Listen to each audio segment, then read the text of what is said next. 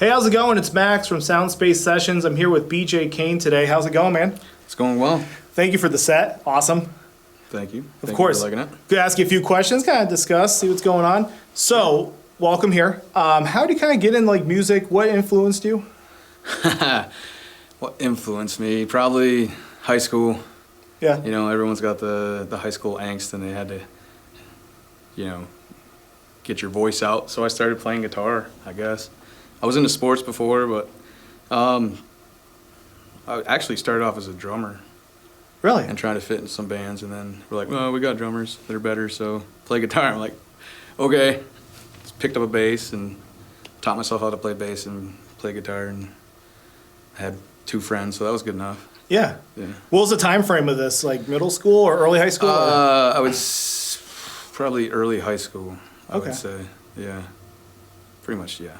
Nice. And from there, with guitar, did you like learn? Is it kind of like play by hand? Did you like watch any videos? Like, how did you kind of learn to master it?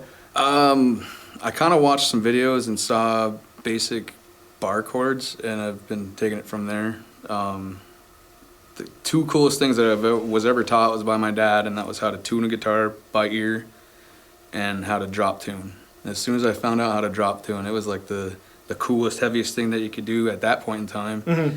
So it was a lot easier to play too, because literally the first 3 strings are the same note, and I could just play whatever. Wow. And it was just it was cool to get some of that angst out, and Yeah. it was cool at parties. Yeah. Yeah. Good party trick. Good party trick. Hey, check this song out. But yeah. That's awesome. Now, I know you performed today as a solo act, but you also are in a band, Humdinger and the Bucksnort. I sing for Humdinger and the Bucksnort. Okay. And shout out to them. absolutely. Check them out. Yeah. I'm also in a band called Soul Shove. Oh, cool. Awesome. Soul Shove, I mostly play guitar and sing. Or actually, I play guitar and sing and write the songs. And Humdinger, we as a group write the songs, and I just kind of make up vocals as we go. But How did you end up getting in both those bands? it's actually like a combination of 3 bands. But, Okay. So my band Soul Shove would open up for a band named Soul Dead a lot. And this other band called Downplay was playing around at the same time. Great band. They were playing all over the place. Soul Dead kind of broke up. Downplay kind of broke up. And members of both of those bands came together. And we started a band called 13 Skulls. Okay. And it was pretty cool. But didn't really work out the way we wanted it. That band broke up, but the remaining members of it kind of came back together. Eventually, we started jamming out, and we became Humdinger and the Bucksnort. Okay, so that's how that came about. That's how that came about. Soul Shove is still a band. It's my family. It's my father, my brother, and my cousin. Oh, wow. So, cool. Yeah, I can't get rid of them. So Yeah. you know, but yeah, it's fun. How long have you been in Humdinger itself? How long has that been formed? I think we've been together for almost 11 years now. Wow, that's Yeah. pretty awesome. It's yeah.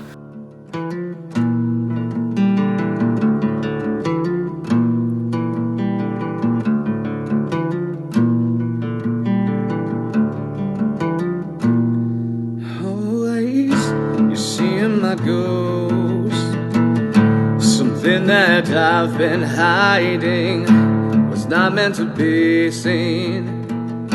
Disturbing image. Always you see in the past a part of me that long died. So BJ, being in the band Humdinger, but also doing some of your solo work, what's kind of the difference when you approach the music and the writing process? So doing the solo stuff and whatever, when I'm playing a guitar, I can literally sit there and kind of hum words and kind of hum the tune or notes that I want. But when I'm working with them, I kind of have to sit back. I feel like I need to sit back, because if I start singing, I might be off key anyway, because they're not even really sure what they're doing yet. So I kind of sit back and take in what they're playing, and eventually I start spitting out words, and if it fits and sounds right, I kind of just keep going with that, and we just keep playing over and over and over again. Wow, yeah. But they come up with some really crazy ideas sometimes, and it's just, it's really progressive, and it's really, it's really cool. But I just throw some words in there, and So it's almost you're just letting the music ride, and then you're just kind of riffing in. absolutely. That's pretty cool. It reminds me sometimes. Trying to think, certain rappers do that. Well, those instead of like writing physically on paper or like on their phone, they're just sort of going off what's going to work for the song. Yeah, absolutely. I think if I had to, I guess my process would be feeling it, vibing it, and then kind of just what comes to me. Like, I don't know. It doesn't really necessarily have to tell a story. It could be whatever happened to me during that day, but they got a really heavy part, and maybe I had a really bad day. There's a screen part, or there's maybe it's a beautiful part, and had something amazing happen, and then you get some beautiful melodies and really cool choruses and hooks and stuff. But That's awesome. And then what do you do on the solo side for yourself? it's just other ideas that I've maybe had, or things that have been humming in my head during work or something, and I just try to bring it to evolve into something. I can just sit there and play one note all day, and then eventually kind of, oh, that's cool, and then progress it to something else. But Yeah. obviously it's a little bit easier to do some solo stuff because I'd have my band with me. I got my guitar with me at all times. I can just play it. Whereas jamming with them, you got 3 other guys to schedule time with, and my family time. I've got 4 kids, and it's like I'm always wow. doing something. Oh yeah, always doing something. So you kind of have to schedule around other people as well, and A little more freedom to kind of plug and go for yourself. absolutely, and especially the acoustics. I play a lot of rock, and definitely progressive metal, heavy metal, whatever you want to call it. But I definitely start off on acoustic, because if I could play it on acoustic, I could play it on an electric, I believe. Yeah. And sometimes you don't need distortion, but it's cool. Yeah. Nothing wrong with having the extra effects. Yep. With all the years you have in music, what are some stories or any like experiences you've had performing live that kind of like stick to you as far as like remembering? Humdinger went and played. It was a show called, or it was put on by Big Heavy World, and was up at Higher Ground. That was probably the coolest show ever, as far as people and bands. It was just like a big metal night, and it was a lot of production in it. We did radio segments. We went to like Castle College and did some segments, and me and some other bands promoted the show. We played a couple of clips from like Reverb Nation stuff that we had out earlier. And it was just really good. It was a total process. Like stuff, there was, I think, an article in 7 days, and I got my work to sponsor it, some of it. So like, Oh, wow. it was cool. It was a total experience that I really liked and enjoyed. The other probably biggest one I can remember with Soul Shove was that we did a Battle of the Bands up at the Pickle Barrel, and that's just a really, really cool place to play at. Yeah, I've gone to show it too. It's pretty sweet. Yeah. A lot of really good production and lights and everything. Good stage, good place to play at. It's interesting at Pickle Barrel, the kind of environment, depending on when it's like ski season versus like a little off season, because you get a totally different crowd up there. Absolutely, and I think if it was ski season, they wouldn't have had it, because it was a bunch of local original music, and we were doing a Battle of the Bands thing. So I'm not really sure. I mean, skiers weren't going to be going for that. Right. So it was they definitely did it in the right time, because you gotta have customers. You gotta bring in money. So they get some really good bands, big bands up there during the ski season. Right. I'd love to play sometime up there again. It'd be cool. Yeah, definitely. We were kind of touching on it earlier with Humdinger. You had a album that came out in the fall. What were some of the songs that maybe stuck out to you in the process that you enjoyed doing? There's a lot of good songs on that album.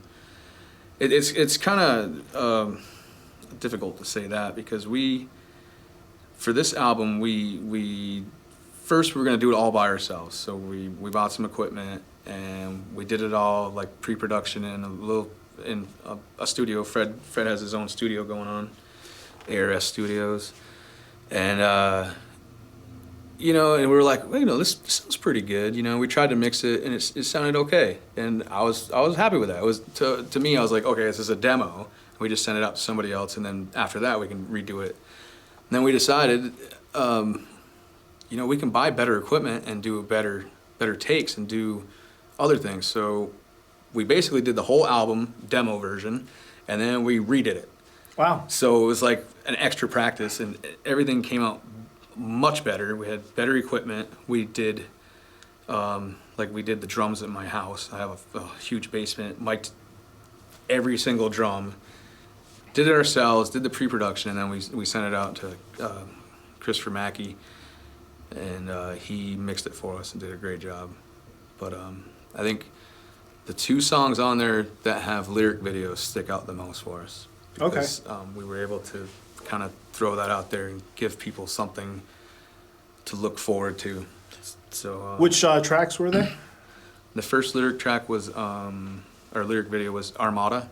Okay, yep. I remember seeing that one, yeah. That's a really great song. I think that's a really great overall, catches every, I don't know, anybody can listen to that song. It's not overly heavy. Mm-hmm. And then the other song, which I love singing because it's like I don't know, it's a great message. But .org, it's got a really nice chorus hook that I really like. Sweet, man. Yeah. I also listened this week because I was trying to listen to some of the tracks. I listened to Niner. I thought that was a pretty good Niner. song. Yeah, that was pretty Niner interesting. is an amazing song. So we, the beginning of that song, we call it Niner because, first of all, when we first wrote it, it was like 9 minutes and like 40 seconds, so it was a niner. Oh, but we okay. also, we didn't really have a cool name for it, so it was like Foxtrot, Alpha, Beta, Delta, Niner. And then we just dropped all the other stuff and just called it Niner. And that was kind of Well, it's interesting that you say Foxtrot because there were some cadences to that a little bit. Yep.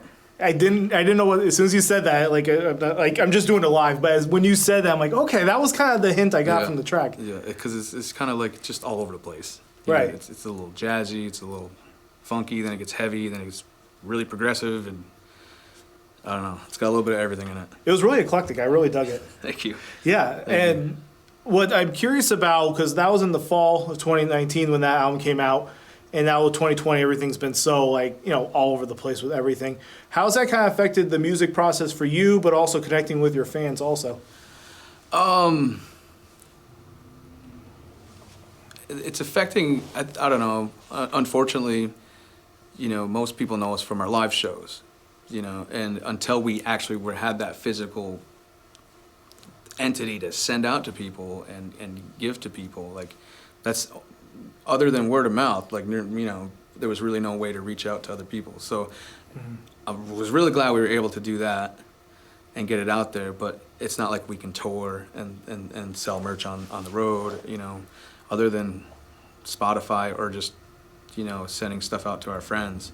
It's not really reaching people, unfortunately, but, hopefully soon. Yeah. Everybody be able to get back on the road. No, I'm hoping so too. I mean, you just like kind of the feeling of a concert, any sort of live show. It's just, you can't beat it.